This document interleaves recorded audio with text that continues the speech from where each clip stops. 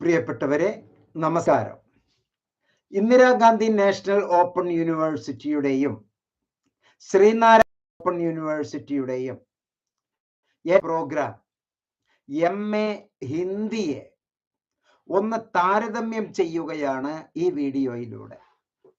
MA Hindi എന്നുള്ളത് നിങ്ങൾക്ക് ഏറെ തൊഴിൽ ലഭിക്കുന്ന ഒരു പ്രോഗ്രാമാണ്. ഇഗ്നോ കോഴ്സ് എന്നുള്ള വാക്കല്ല, പ്രോഗ്രാം എന്നുള്ള വാക്കിറ്റിയുടെ മാതാവായിട്ടുള്ള ഇഗ്നോ.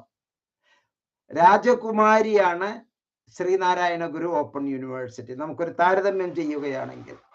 പക്ഷേ പക്വത, അതുപോലെ തന്നെ ലോക പരിചയം, മറ്റെല്ലാ കാര്യങ്ങളും ചെയ്ത് ശീലിച്ചിട്ടുള്ളത്, അങ്ങനെയുള്ള കാര്യങ്ങൾ നമ്മൾ പരസ്പരം ഒരു ധാരണയോടുകൂടി ഒരു താരതമ്യം ചെയ്താലാണ് ഏറ്റവും ബഹുഭൂരിപക്ഷം കുട്ടികളും ഇഗ്നോ തിരഞ്ഞെടുക്കാനുള്ള കാരണം ഒന്ന്, നിലവിലുള്ള ജോലിയുടെ അപ്ലിഫ്റ്റ്മെന്റ്, പ്രൊമോഷന് വേണ്ടി മറ്റുള്ളതൊക്കെ.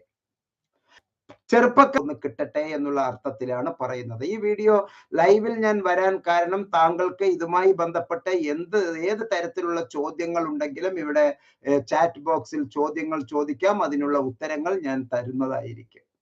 യൂണിവേഴ്സിറ്റി ഇപ്പോൾ ഈ കൊല്ലം വെച്ച് നോക്കുമ്പോൾ 35.5 ലക്ഷം വിദ്യാർത്ഥിനികൾ അലുമിനി, ഓൾഡ് സ്റ്റുഡന്റ് ആയി ഉള്ള ഒരു അസോസിയേഷൻ ഉള്ള യൂണിവേഴ്സിറ്റിയാണ് ഇഗ്നോ.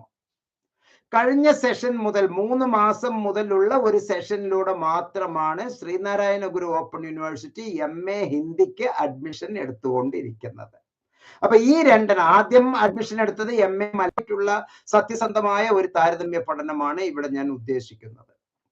ഒരു കോഴ്സ് ഒരാൾ തിരഞ്ഞെടുക്കുമ്പോൾ നമ്മൾ ഉദ്ദേശിക്കുന്നത് 10 കാര്യങ്ങൾ അച്ചീവ് ചെയ്യാൻ കഴിയണം.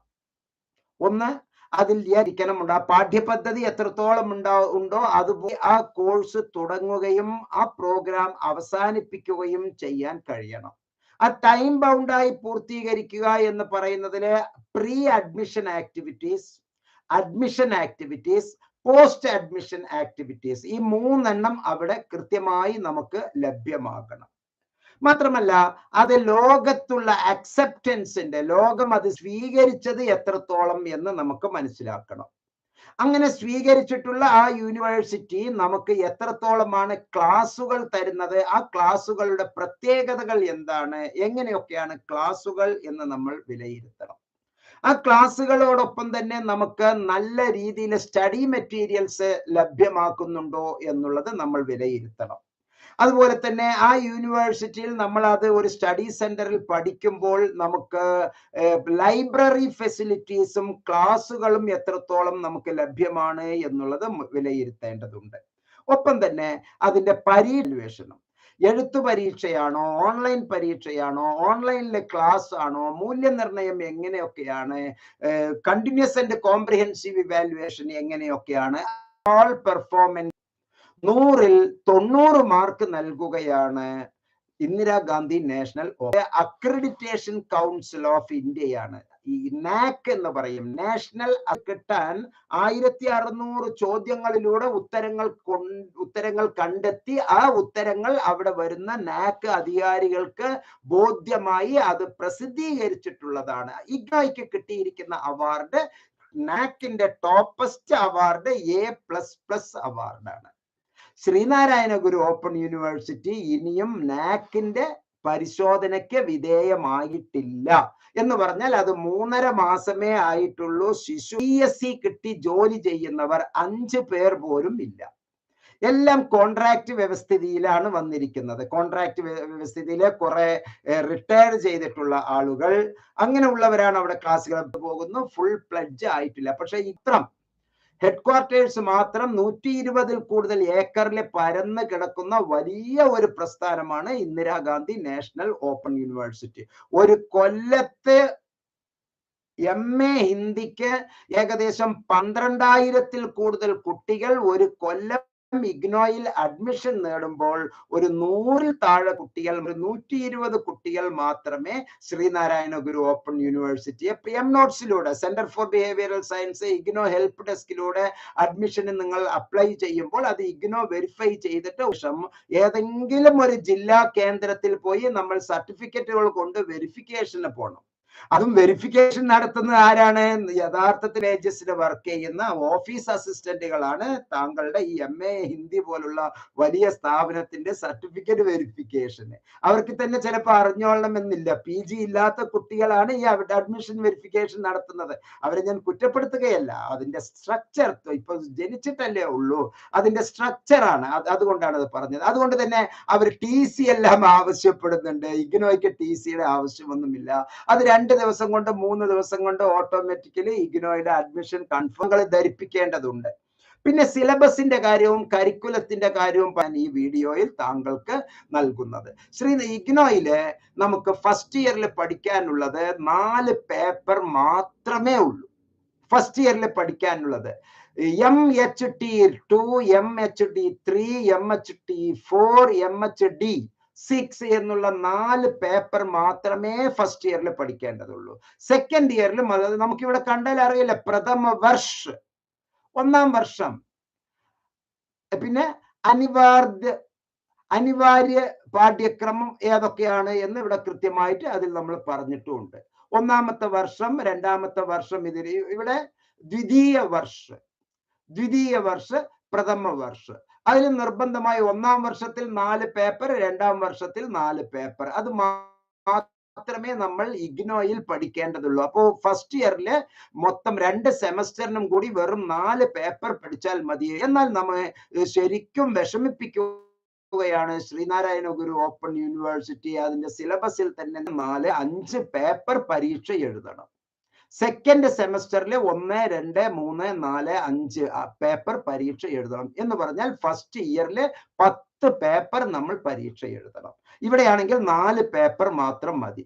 സെക്കൻഡ് ഇയറിലാണ് എങ്കിൽ അവിടെ 4 പേപ്പർ ഇഗ്നോയിൽ ചെയ്താൽ മതി. ഇവിടെ 1, 2, 3, 4, 5 പേപ്പർ സെക്കൻഡ് ഇയറിൽ, 1-ാമത്തെ സെമസ്റ്ററിൽ 1, 2, 3, 4, 5 എന്ന്. ഇതിനൊക്കെ എന്തിനാണ്, MA ഹിന്ദിക്കൊക്കെ എന്തിനാണ് ഡിസർട്ടേഷൻ അഥവാ പ്രോജക്റ്റ്? അത് നമുക്ക് അഡ്വാൻസ്ഡ് ആയി നമുക്ക് PhD എടുക്കുമ്പോഴല്ലേ പ്രോജക്റ്റും ഡിസർട്ടേഷന്റെയും ആവശ്യം വരുന്നുള്ളൂ. നിങ്ങൾക്ക് അത്രയും ഒരു റെഗുലർ കോളേജുകളിൽ പഠിച്ചു വരുന്ന കുട്ടികൾക്ക് അവർക്ക് വേറെ പ്രത്യേകിച്ച് മറ്റ് ഡ്യൂട്ടീസ് ഒന്നുമില്ല. അവർക്ക് ഭംഗിയായിട്ട് അതൊക്കെ ചെയ്തോട്ടെ, കുഴപ്പമില്ല. പക്ഷെ ഇത്തരത്തിൽ ഓപ്പൺ ആൻഡ് ഡിസ്റ്റൻസ് ലേണിംഗിൽ ഇങ്ങനെ ഒരു ക്ലാസ്സുകൾ, ഇഗ്നോയിലെ ക്ലാസ്സുകൾ തീരുമാനിക്കേണ്ടത് സ്റ്റുഡന്റ് ആണ്. ചാനലിലൂടെ, ഫേസ്ബുക്ക് ക്ലാസ്സുകളിലൂടെ, യൂട്യൂബ് ക്ലാസ്സുകളിലൂടെ, അതുപോലെ തന്നെ PCP പേഴ്സണൽ കോണ്ടാക്ട് പ്രോഗ്രാമിലൂടെയും ക്ലാസ്സുകൾ തരുന്നുണ്ട്.